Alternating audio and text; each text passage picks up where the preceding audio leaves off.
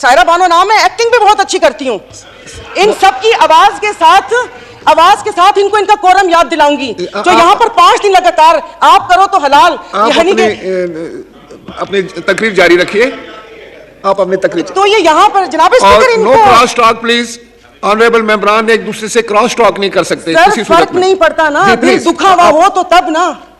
मैं आपको अपना से शदाबपुर में 2 हफ्ते पहले 1 हफ्ते में 4 खुदकुशी हुई है और मैं इस ऐवान के सामने कहती हूँ कि ठीक है मेरे हस्बैंड वेल ऑफ हैं बट मैं एक मिडिल क्लास फैमिली से हूँ।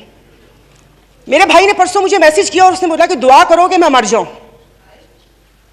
और वो सिर्फ एक मेरा भाई नहीं है, मैं पूरे अपने जो भाई जिनका राब्ता मुझसे नहीं है मैं उनकी मैं बात कर रही हूँ। अस्सलाम वालेकुम नाज़रीन, लाखों करोड़ दुरूद नबी करीम सल्लल्लाहु अलैहि वसल्लम पर उनकी याद पर। सायरा बानो ने आज असेंबली में हिला कर रख दी। पहले आप ये उनकी वीडियो देखिए, फिर इस पर तफसीली बात करते हैं। स्पीकर मुझे माफ कर दीजिए, जिस वक्त सैलाब आया तो उस वक्त तो हम अपनी जिंदा दिली का सबूत दे रहे थे। 75 करोड़ आवाम के खून पसीने और टैक्स की कमाई से हम यहाँ पर तकरीबात कर रहे थे। और मजे की बात है, प्लीज मतलब मैं बहुत आराम से बात कर रही हूँ, कोई तंज नहीं करूंगी, कि अभी आइन की तकरीबात का आगाज हुआ है। क्या आइन के आर्टिकल 3 आई थिंक 27 या 35 36 आगे क्या उस पर यह रियासत पूरा उतरती है?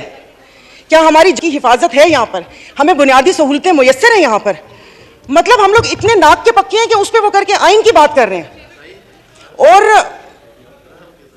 ये हालात इस नहद तक ना पहुंचाएं कि हम अपनी बड़ों की कुर्बानियों को बेफजूल समझें। क्योंकि गोरे से तो लेके रहेंगे पाकिस्तान, ये नारे लगाकर हमने आज़ादी तो ले ली, अब मैं किससे आज़ादी मांगूं? क्या गोश्त खाने के लिए हमने आज़ादी मांगी थी कि खुला गोश्त यहाँ पर खाने को मिल जाए? उसके अलावा तो कुछ भी नहीं है। और मुझे माफ़ कर दीजिएगा कि उस कश्मीर वाले दिन में यहाँ पर ना वज़ीर आज़म थे, ना वज़ीर ख़ारजा थे, ना दिफा मिनिस्टर थे और ये यहाँ पर कश्मीर का वो हो रहा था। और जो मोदी की कहानी सुना रहे थे, मुझे तो 1 सेकंड के लिए मैं तो उस वक्त आई थी, मैं समझी कि आप शायद यहाँ के हालात सुना रहे हैं।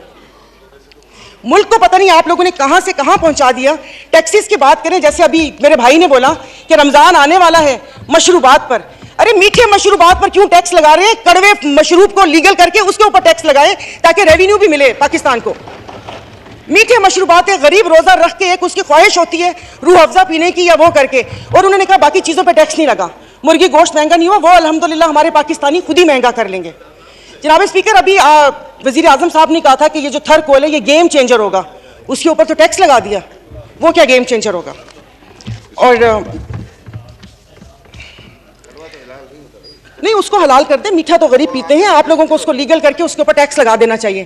तो जनाब स्पीकर, ये सब बैठ के इसके मसले को, मेरी बात सुनिए मोहतरमा, मैं एक तवज्जो आपकी दिलाना चाहता हूँ कि सेनेट की तरफ से फाइनेंस सप्लीमेंट्री बिल पर सिफारिशात मौसूल हो चुकी हैं जिनकी कापियाँ आपको मुहैया कर दी गई हैं, लिहाजा आप उन पर भी बहस करना चाहें तो कर सकती हैं। सर अभी कौन सी कॉपियाँ, और आज हालात तो यहाँ पर है कि आज पावर की मीटिंग है और रात को 90 सफ़ों का एक पम्फलेट आ गया था, मैं 90 सफ़े रात को बैठ के पढ़ती और ये यहाँ पर आके करती। जनाब स्पीकर, ये ऐसी बात करते हैं यहाँ पर, अब मैं सायरा बानो नाम है, एक्टिंग भी बहुत अच्छी करती हूँ। इन सब की आवाज के साथ इनको इनका कोरम याद दिलाऊंगी। जो यहाँ पर 5 दिन लगातार आप करो तो हलाल, अपनी तकरीर जारी रखिए।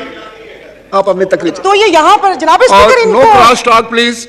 ऑनरेबल मेंबरान एक दूसरे से क्रॉस टॉक नहीं कर सकते किसी फर्क नहीं पड़ता ना, दिल दुखा हुआ हो तो तब ना। मैं आपको अपना से शदाबपुर में 2 हफ्ते पहले 1 हफ्ते में 4 खुदकुशी हुई है और मैं इस ऐवान के सामने कहती हूँ कि ठीक है मेरे हस्बैंड वेल ऑफ हैं बट मैं एक मिडिल क्लास फैमिली से हूँ। मेरे भाई ने परसों मुझे मैसेज किया और उसने बोला कि दुआ करो कि मैं मर जाऊं। और वो सिर्फ एक मेरा भाई नहीं है, मैं पूरे अपने जो भाई जिनका राब्ता मुझसे नहीं है मैं उनकी मैं बात कर रही हूँ। जब स्पीकर कल मैं गई थी, वो जिस बंदे ने 4 टमाटर और 4 आलू लेकर 400 उसके पास नहीं तो उसने पर्स निकाला, मैं शर्म से गड़ के मर गई। 272 लीटर पेट्रोल आप लोगों ने मुश्किल करनी है तो आप V8 और बड़ी बड़ी ग्रैंड क्रूजर को 500 लीटर पेट्रोल देना। गरीब को आप दवाइयां तो वो दवाई नहीं मिलती, सरकारी अस्पताल का आपने हाल देख लिया। मैं प्लीज आप मार दें, आप प्लीज मार दें। ये मेरी बहन पीछे बैठी हो तो पीछे ही बैठी रहो, अगली दफा की टिकट नहीं मिलेगी अगर ज्यादा ऑनरेबल स्पीकर, मतलब इनके दिमाग मिले नहीं उन लोगों से, इनके भूसा भरा हुआ दिमाग में। मेंबर आप मुझे एड्रेस करें। और नहीं सर, ये उससे बोलती को काम है नहीं, पार्टी में को पूछता है नहीं, और यहाँ पर आके सिर्फ ये 4 अल्फाज बोल के और उसको वो कोशिश करती है कि हमने भी उंगली कटवा के शहीदों में नाम लिखवाया है। जी, please, मतलब ये कौन लोग हैं? आप जारी रखें। तो आप मुझे बताइए, अशराफिया शराफिया शराफिया तो चली जाएगी यहाँ से। तो हम बदमाशिया को मार देना कि इस मुश्किल हालात में भी जीने की ख्वाहिश रखते हैं, कि बदमाशी नहीं है तो और क्या है? इज्जतें नीलाम हो। अभी तो पहले किसी ने मुझे कहा कि आगे क्या होगा, बच्चे तो बिकते थे, इज्जतें भी नीलाम होती थी। आई एम सॉरी, भले आप एक्सपेंस कर दीजिएगा अल्फाज, पहले ढके छुपे होती थी, अब खुलेआम होंगी। और मैं इज्जत नहीं बोलूंगी, जिस्म फरोशी बोलूंगी, क्योंकि अगर इज्जतें बिक रही होती तो सब खरीद लेते, फिर बिल लाने की जरूरत ना पड़ती कि इज्जत दो हमें। सब यहां पर बैठे हुए इज्जतें खरीद लेते अगर इज्जत बिक रही होती। तो आप मुझे बताएं कि कोई लाए अमल दे दें कि अगले 5 साल तक ये मुश्किल हालात बर्दाश्त कर लो, या 10 साल तक बर्दाश्त कर लो, तो फिर भी तसल्ली हो कि ठीक है, मैं नहीं रही तो ठीक है, मेरे बच्चे उसमें रहेंगे। सर, आपने तो बच्चों से जीने का हक छीन लिया इन लोगों ने। 20,000 वाला क्या करेगा? और इंसाफ की आप बात करते हैं, मैं तो अदालतों वाली इंसाफ या उस चीज़ की अभी वहां तक तो मैं गई नहीं।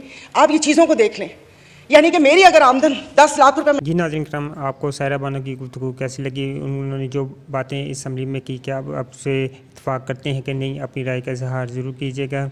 मिलते हैं नेक्स्ट वीडियो में। अल्लाह हाफिज़। पाकिस्तान जिंदाबाद।